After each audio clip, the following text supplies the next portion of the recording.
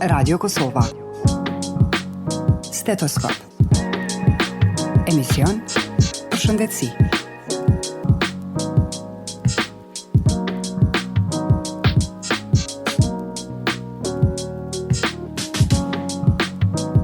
Higjiena orale është një nga aspektet më të rëndësishme të kujdesit personal dhe ruan një rol kyç në ruajtjen e shëndetit të gojës dhe dhëmbëve. Praktikat e rregullta dhe të kujdesshme të higjienës orale ndihmojnë në parandalimin e problemeve dentare dhe ruajtjen e një buzëqeshje të shëndetshme dhe të bukur. Kjo përfshin pastrimin e dhëmbëve me brush dhe fill dentar, përdorimin e shpërlarësve të gojës dhe vizitat e rregullta tek dentisti për kontroll dhe pastrim profesional. Kariesi dentare është një vrim në dhëmbe shkaktuar nga prishja e dhëmbëve. Shtresa e fortë e jashtme e dhëmbëve e quajtur zmalt gryhet kur acidet nga goja e konsumojnë atë, duke shkaktuar kavitete. Ndërsa mund të prek të gjithë, kavitetet mund të shmangen me kujdes të mirë oral dhe pastrime vjetore dentare. Megjithatë, nëse nuk trajtohen, kavitetet zgjerohen progresivisht, meqense se shumë kavitete nuk dhemin kur shfaqen në fillim dhe mund të jetë e vështirë t'i dallosh. Zbulimi i hershëm i prishjes së dhëmbëve është i mundur me vizita rutinë te dentisti. Pra, tema e këtij emisioni do të jetë kariesi i dhëmbëve, për çka do të bisedoj me Dr. Yusuf Hoxhën, specialisti endodoncisë dhe kirurgjisë orale. Dr. Yusuf Hoxha, mirë se erdhe në emisionin Stetoskop. Mirë se u gjeta, faleminderit për ftesën. Pra dëgjuat temën që jemi përcaktuar të flasim, është fjala për një smundje të dhëmbëve që është bukur e shpesht. Po para se të flasim për kariesin, ndoshta do të ishte mirë të flasim diçka për higjienën orale. Nga se dihet se pikërisht pakujdesia në higjienën e gojës shkakton edhe smundje siç është kariesi. Pse duhet përkujdesur për mirëmbajtjen e dhëmbëve? Bazamenti i gjitha smundjeve në gojën e njeriut është mos mirëmbajtja e dhëmbëve. Jo që duhet ta shkalojmë anën gjenetike ose faktorët e tjerë, por mos mbajtja e mirë e dhëmbëve, mos pastrimi i tyre i rregullt, në mënyrë adekuate, vijmë deri te kariesi dhe smundja e tjera shumë më të rënda. Kur jemi te higjiena, dihet se janë disa rregulla që duhet ju përmbahemi secili, që nga fëmiria deri në moshën e shtyrë. Sa herë duhet pastruar dhëmbët gjatë ditës? Preferohet që 3 herë në ditë të pastrohen dhëmbët. Por nëse nuk arrin, 2 herë duhet të jenë të pashmangshme. E ajo që s'duhet asnjëherë të ndodhë, nuk duhet të bim në gjumë pa pastrimin e dhëmbëve. Dhe pas pastrimet nuk duhet konsumuar asgjë. Konsumohet ndonjë, duhet pastruar prapë. Përndryshe gjatë kohës që ne e quajmë pushim për neve, është punë për bakteriat të ngojë. Është orari i plot i punës për bakteriat.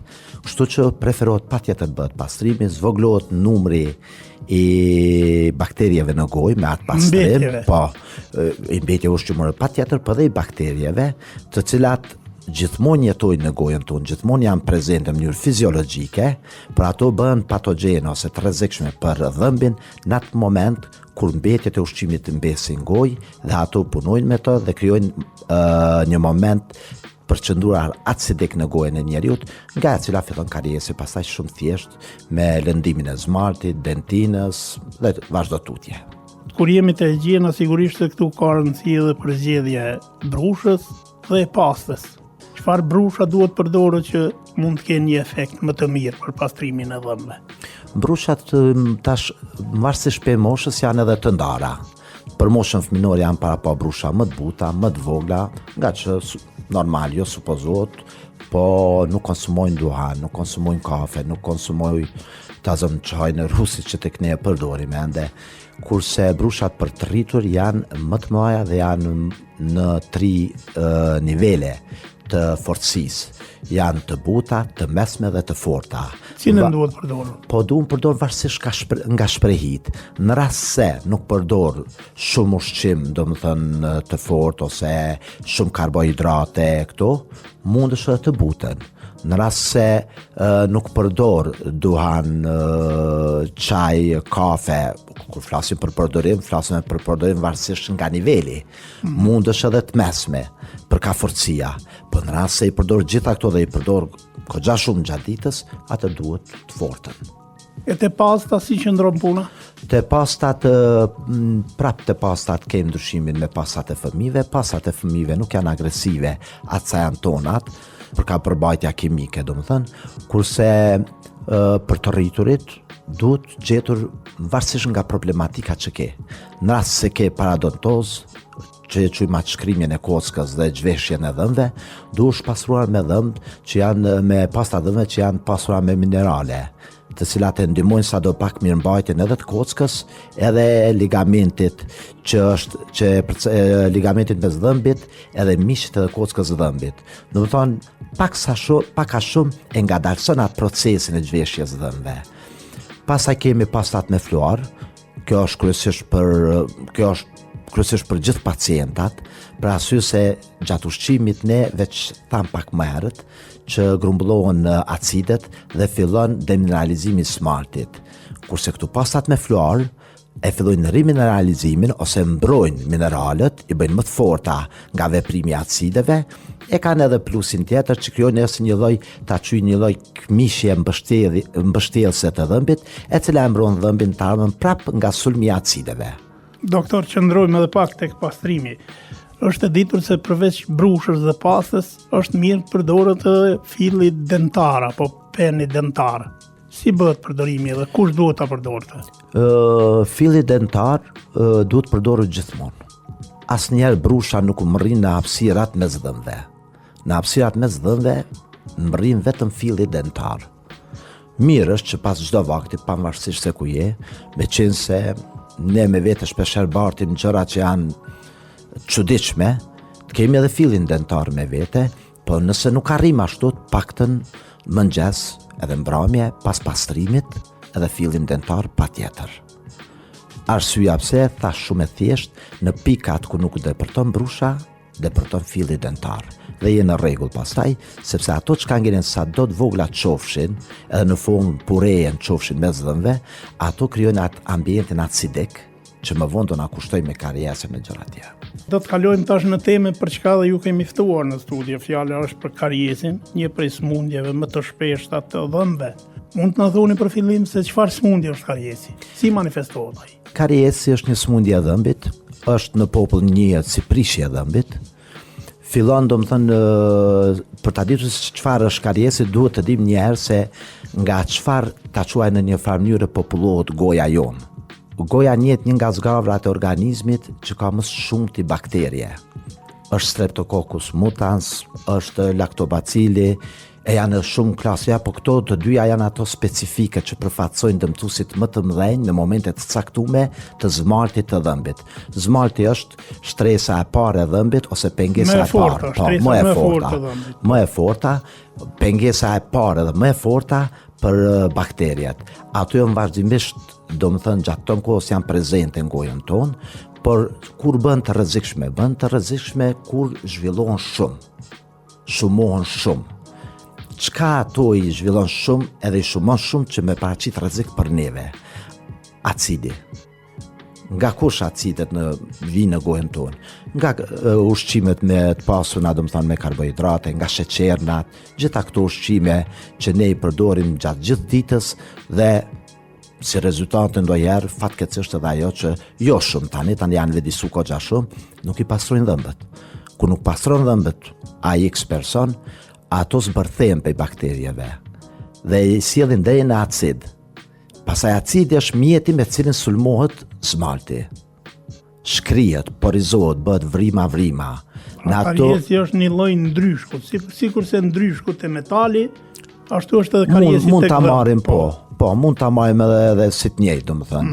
Në ato vrimat e vogla që shkaktojnë dhëmb, pastaj shkojnë vazhdimisht sulmojnë edhe acidet e tjera pas një kohe. Gjithë ky sulm taj rezulton me karies. Shkon zgavra ato porët vogla që ndoshta janë mikroskopike në fillim, ato vrimat vogla, fillojnë duke u rritur, bëhen të pashme për syrin e njeriut, shpeshherë manifestohet kariesi edhe formë një njolle të bardhë, cilin ne neglizhojmë. Domethënë ajo njolla e bardhë është zona e demineralizuar e dhëmbit, që shkaktuar nga acidet. Pastaj ajo njolla e bardhë që në fillim është e lëmojt, kalon në vrimat vogla. Pastaj ato vrimat vogla shkojnë të rrënu, të bashku mes veti, edhe të bën një vrim të madhe. edhe ajo është përfundimisht karjes. Doktor, sigurisht se karjesi i ka disa faza zhvillimit. Po. Në çfarë faze është më lehtë që të trajtohet? Sigurisht në fazat fillestare apo jo? Fazën fillestare përmenda kjo njolla e bardhë është paralajmërimi.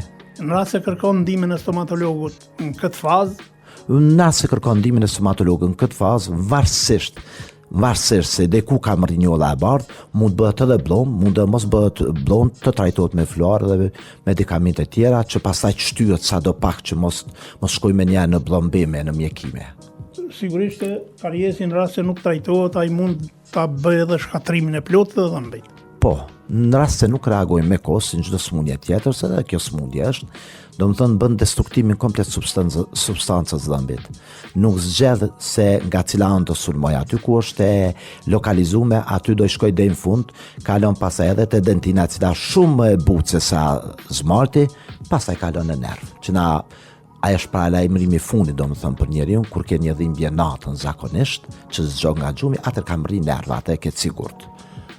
Dhe zakonisht pacientët në bazë përvojës tuaj, çfarë faze kërkojnë ndihmën e stomatologut? Apo presin derisa gjendja të përkeqësohet? Tani kultura stomatologjike tek ne po vjen rritje. Kësaj gëzohemi edhe ne si profesionist. Do më thënë vinë, nuk shohin fort edhe kushtet, me të thonë drejtën, tash duke u bëjmë edhe shime edhe ne që me arrit, edhe ata kujdesin për veti, dhe vinë në faza fillestare. Ose vinë, ka ndodhur shpeshherë, vinë në një fazë të vonshme për një dhëmb, pastaj fillon gjithë dhëmbët tjerë me radhë i merr dhe i rregullon pavarësisht se është pak apo shumë, të flas këtu me gjuhën e popullit. Ne ja tregojmë situatën, ja spjegojmë me rentgen, me gjitha, edhe i pranojnë, domethënë që të futen të rregullojnë dhëmbët, dhe të drejtën tani qëndrojmë goxha më lart se mas lufteve sa i përket kulturës dentare. A është në gjithë karjesi? A në gjithët? Karjesi në gjithë, do më thënë nuk mund të themi që është në gjithë nëse në një gojë. Nëse është prish një dhëmb, mund të prish edhe dhëmbin në fërthi. Atë desha them. Në gjithë menova jo nga njeriu njeri, po në gojën e një njeriu po krijohet do më thënë ambienti. Qose një dhëmb e ke të prishur, çka bëhet aty? Aty do më thënë është një grumbullim anorm i bakterieve. Çka bëhet aty kur veç që kanë degeneruar një dhëmb, vazhdojnë me tjertë, me radhë. Se aty madhe nuk ka interes fort me u marrë me të. Kështu që po, nëse krijohen kushtet, patjetër pe një bën 2, pe 2 bën 4, e kështu shkon përpjestimi pastaj. Si trajtohet karjesi? Karjesi varësisht nga faza në cilën vjen, nëse vjen fazën fillestare ose në fazën e mesme ta quaj, mund kalohet me një mjekim të thjeshtë me blom, do më thënë me një trajtim. Nëse shkon në karjes më të thellë, mund të kaloj me 2 trajtime që bëhet si mjekimi i karjesit thellë, kurse nëse shkon në fazën ku nuk tolerohet, do të thënë e prek nervin, atë shkohet me trajtime varësisht nga dhëmbi, mund të me një trajtim, po mund të me 2 e 3 trajtime.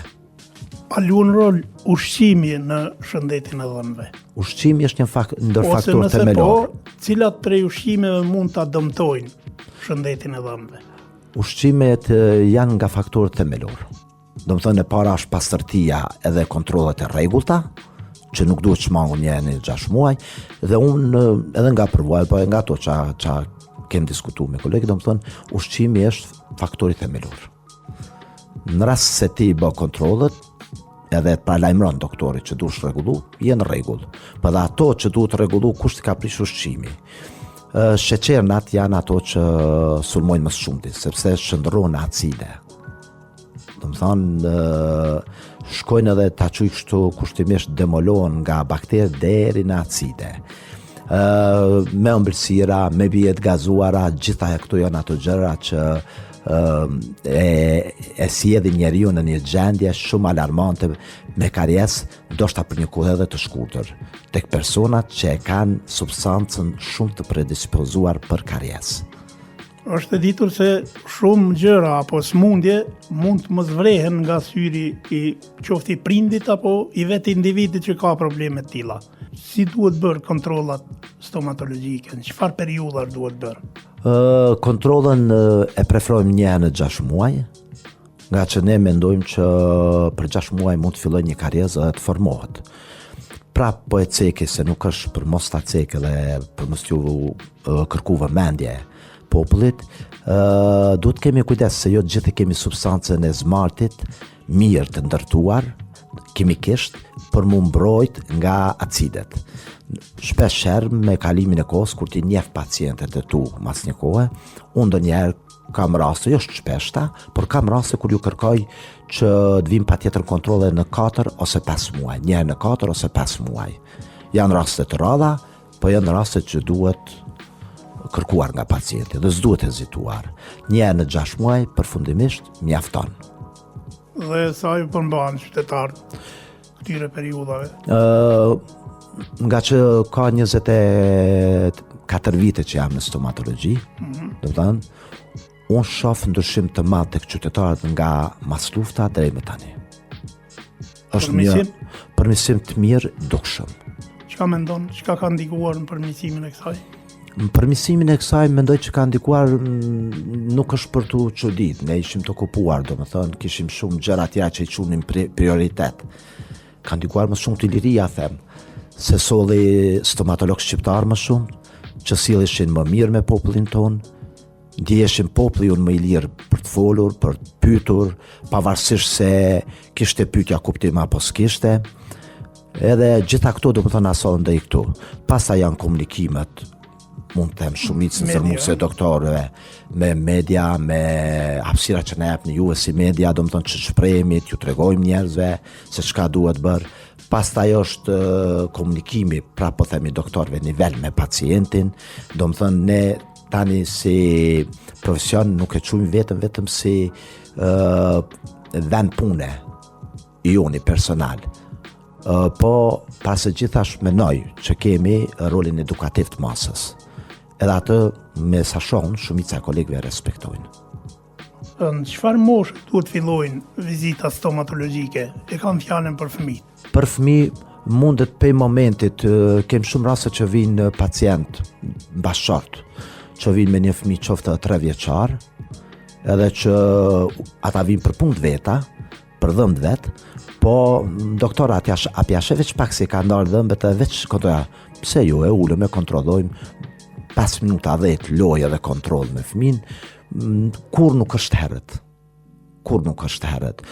Po zakonisht të drejtën për 4 vjeç e të nartë na i binë fëmijë. Nëse kemi raste të shpreshta që fëmijëve të moshës, do të thotë derisa i kanë dhëmbët e qumshtit, zakonisht kemi prishjet bukur të mëdha, ose raste të shpeshta që veç gati në tërësi dhëmbët i kanë shkuar.